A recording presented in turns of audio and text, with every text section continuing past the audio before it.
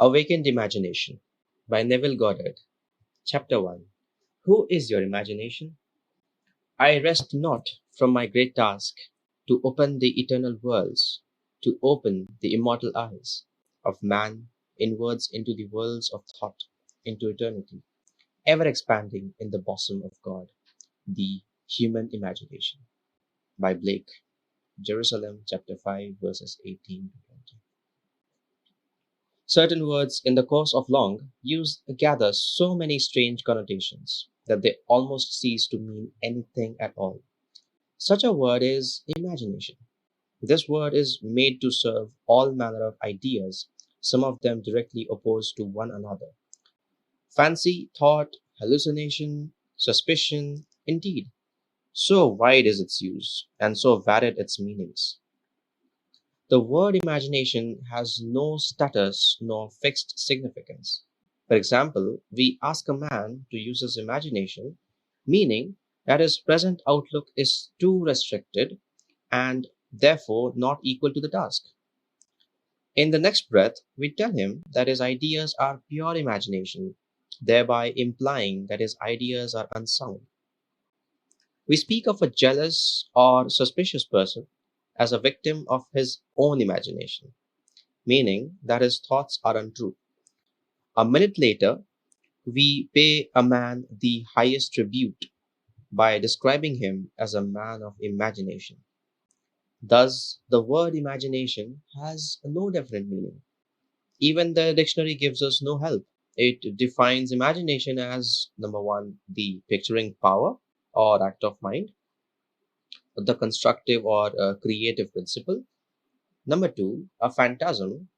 Number three, an irrational notion or belief. And number four, planning, plotting, or scheming as involving mental construction. I identify the central figure of the Gospels with human imagination, the power which makes the forgiveness of sins, the achievement of our goals, inevitable. All things were made by him, and without him was not anything made that was made. In John chapter 1, verse 3. There is only one thing in the world, imagination, and all are deformations of it. He is despised and rejected of men, a man of sorrows and acquainted with grief. In Isaiah chapter 53, verse 3.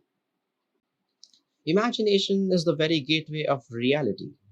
Man, said Blake, is either the ark of God or a phantom of the earth and of the water. Naturally, he is the only unnatural organ subject to sense. The eternal body of man is the imagination, that is God Himself, the divine body, Jesus, we are His members. I know of no greater and truer definition of the imagination than that of Blake. By imagination, we have the power to be anything we desire to be. Through imagination, we disarm and transform the violence of the world. Our most intimate as well as our most casual relationships become imaginative as we awaken to the mystery hid from the ages, that Christ in us is our imagination. We then realize that only as we live by imagination can we truly be said to live at all. I want this book to be the simplest, clearest, frankest work I have the power to make it, that I may encourage you to function imaginatively, that you may open your immortal eyes inwards into the worlds of thought, where you behold every desire of your heart as a ripe grain, white all ready to harvest. I am come that they might have life and that they might have it more abundantly. In John chapter 10, verse 10. The abundant life that Christ promised us is ours to experience now, but not until we have the sense of Christ as our imagination can we experience it. The mystery hid from the ages, Christ in you, the hope of glory. In Colossians chapter 1, verse 26 and 27. Is your imagination This is the mystery which I am ever striving to realize more keenly myself and to urge upon others. Imagination is our Redeemer, the Lord from heaven, born of man but not begotten of man. Every man is Mary, and birth to Christ must give. If the story of the Immaculate Conception and birth of Christ appears irrational to man, it is only because it is misread as biography, history, and cosmology, and the modern explorers of the imagination do not help by calling it the unconscious or subconscious mind. Imagination's birth and growth is the gradual transition from a god of tradition to a god of experience. If the birth of Christ in man seems slow, it is only because man is unwilling to let go the comfortable but false anchorage of tradition. When imagination is discovered as the first principle of religion, the stone of literal understanding will have felt the rod of Moses and, like the rock of Zin, issue forth the water of psychological meaning to quench the thirst of humanity. And all who take the preferred cup and live a life according to this truth will transform the water of psychological meaning into the wine of forgiveness. Then, like the Good Samaritan, they will pour it on the wounds of all. The Son of God is not to be found in history nor in any external form. He can only be found as the imagination of Him in whom His presence becomes manifest. Oh, would thy heart but be a manger for His birth! God would once more become a child on earth. Man is the garden in which this only begotten Son of God sleeps. He awakens this Son by lifting his imagination up to heaven and clothing men in godlike stature. We must go on imagining better than the best we know. Man, in the moment of his awakening to the imaginative life, must meet the test of sonship. Father, reveal thy Son in me, and it pleased God to reveal his Son in me. In Galatians chapter 1, verse 15. The supreme test of sonship is the forgiveness of sin. The test that your imagination is Christ Jesus, the Son of God, is your ability to forgive sin. Sin means missing one's mark in life, falling short of one's ideal, failing to achieve one's aim. Forgiveness means identification of man with his ideal or aim in life. This is the work of awakened imagination, the supreme work for its test, man's ability to enter into and partake of the nature of his opposite. Let the weak man say, I am strong, in Joel chapter 3, verse 10. Reasonably, this is impossible. Only awakened imagination can enter into and partake of the nature of its opposite. This conception of Jesus Christ as human imagination raises these fundamental questions. Is imagination a power sufficient not merely to enable me to assume that I am strong, but is it also of itself capable of executing the idea? Suppose that I desire to be in some other place or situation. Could I, by imagining myself into such a state and place, bring about their physical realization? Suppose I could not afford the journey, and suppose my present social and financial status oppose the idea that I want to realize. Would imagination be sufficient of itself to incarnate these desires? Does imagination comprehend reason? By reason, I mean deductions from the observation of the senses. Does it recognize the external world of facts? In the practical way of everyday life, is imagination a complete guide to behavior? Suppose I am capable of acting with continuous imagination, that is, Suppose I am capable of sustaining the feeling of my wish fulfilled.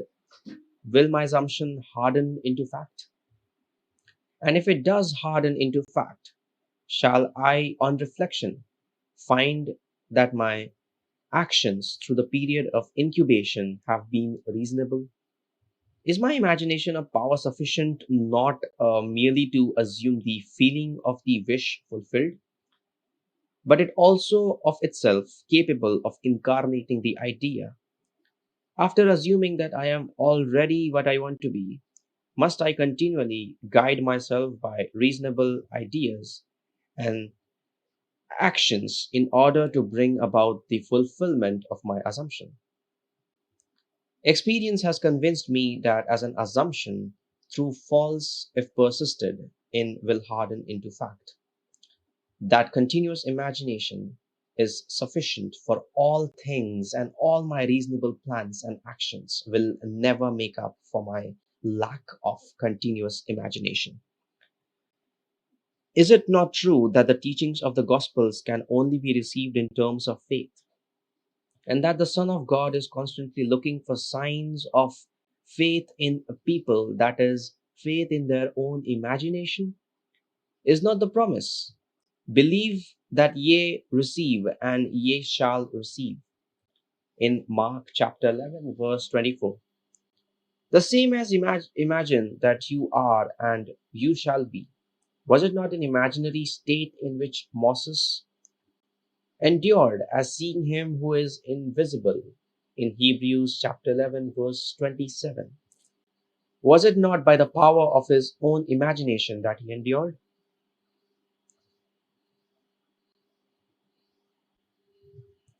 Truth depends upon the intensity of the imagination, not upon external facts.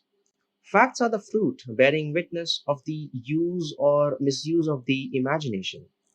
Man becomes what he imagines. He has a self determined history. Imagination is the way, the truth, the life revealed. We cannot get hold of truth with the logical mind. Where the natural man of sense sees a bud, imagination sees a rose full blown. Truth cannot be encompassed by facts.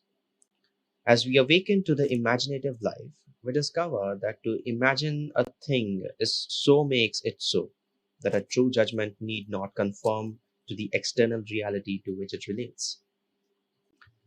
The imaginative man does not deny the reality of the sensuous outer world of becoming, but he knows that it is the inner world of continuous imagination that is the force by which the sensuous outer world of becoming is brought to pass. He sees the outer world and all its happenings as projections of the inner world of imagination. To him, everything is a manifestation of the mental activity which goes on in man's imagination, without the sensuous, reasonable man being aware of it. But he realizes that every man must become conscious of this inner activity and see the relationship between the inner casual world of imagination and sensuous outer world of effects. It is a marvelous thing to find that you can imagine yourself into the state of your fulfilled desire and escape from the jails which ignorance built. The real man is a magnificent imagination. It is the self that must be awakened. Awake, thou that sleepest, and arise from the dead, and Christ shall give thee light. In Ephesians chapter 5, verse 14. The moment man discovers that his incarnation is Christ, he accomplishes acts on which on this level can only be called miraculous. But until man has the sense of Christ as his imagination, you did not choose me, I have chosen you. In John chapter 15, verse 16. He will see everything in pure objectivity, without any subjective relationship, not realizing that all that he encounters is part of himself. He rebels at the thought that he has chosen the conditions of his life, that they are related by affinity to his own mental activity. Man must firmly come to believe that reality within him and not without. Although others have bodies, a life of their own, their reality is rooted in you, ends in you as yours ends in God.